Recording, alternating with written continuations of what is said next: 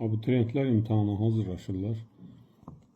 Arzulayırlar ki, universitetə girsinlər təbii olaraq. Eyni zamanda həmin arzunun davamı olaraq istəyirlər ki, harasa bir işə düzəlsinlər, yüksək maaşla işləsinlər və düşünürlər ki, bir çoxu düşünür ki, ömür boyu elə yüksək maaşla işləyəcək. Yəni bu arzu olaraq belədirsə, bundan yaxşısını necə gözləsən həmin gəncdən.